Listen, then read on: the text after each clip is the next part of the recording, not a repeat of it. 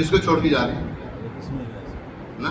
اسماعیل علیہ السلام ان کی والدہ کو، عورت ہے، عورتوں میں مقدس عورت ہیں، آپ چھوڑ کے جا رہے ہیں. تصور کریں آپ چھوڑ کے جا رہے ہیں، پیچھے سے آواز دی. وہ کیا آواز دی؟ آپ نے نا عرض کی اے اللہ کے نبی کس کے سہارے چھوڑ کے جا رہے ہیں؟ کس کے سہارے چھوڑ کے جا رہے ہیں؟ خاموش رہے. پھر عرض کی اے اللہ کے نبی کس کے سہارے چھوڑ کے جا رہے ہیں؟ خاموش رہے. تیسری مرتبہ آپ نے خود ہی ارشاد میں، کیا اللہ تبارک تعالیٰ کا حکم ہے اس میں؟ کیا اللہ کا حکم ہے اس میں؟ اللہ اکبر.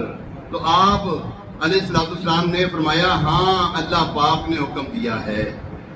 اللہ اکبر. اب کیا کہتی ہیں آپ؟ جب یہ کہہ دیا نا، اب یقین دیکھیے ان کا کیسا ہے، ایمان کی پختگی دیکھیے. بے آباد وادی ہے، نہ پانی ہے، نہ کھانا ہے، نہ کوئی انسان، نہ کوئی پرندہ ہے، نہ یہ پرندہ پر مارتا ہے. ساتھ ہی ننھے شہزادے بھی ہیں.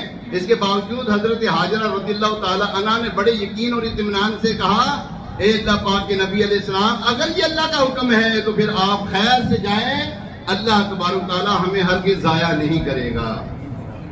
میں نے ایک بات یہاں پر بار بار عرض کرتا ہوں آپ کے سامنے، ہم اگر اللہ اور اس کے رسول کے ہو جائیں نا، اللہ ہمیں ضائع نہیں ہونے دے گا.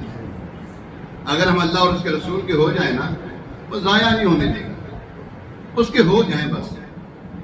جب ان کے ہو جائیں تو پھر غیر کی توجہ تو نہیں ہوتی نا. پھر ان کے ہو جاؤ تو ہر چیز انہی سے مانگو.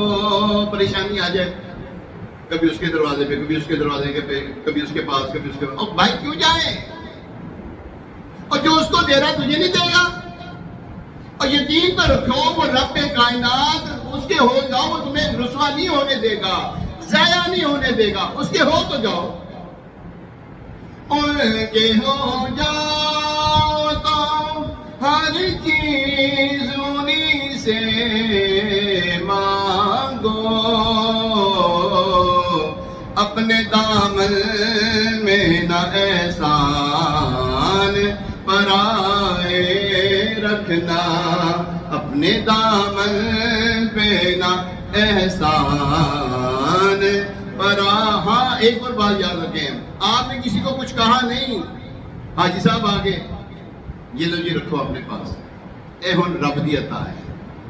آپ نے نہیں مانگا، کوئی آ گیا دینے والا، آ گیا دینے والا اور دے کے چلا گیا، سمجھنا رب نے بھیجا ہے. کس نے بھیجا ہے؟ تم نے کہا کسی کو نہیں.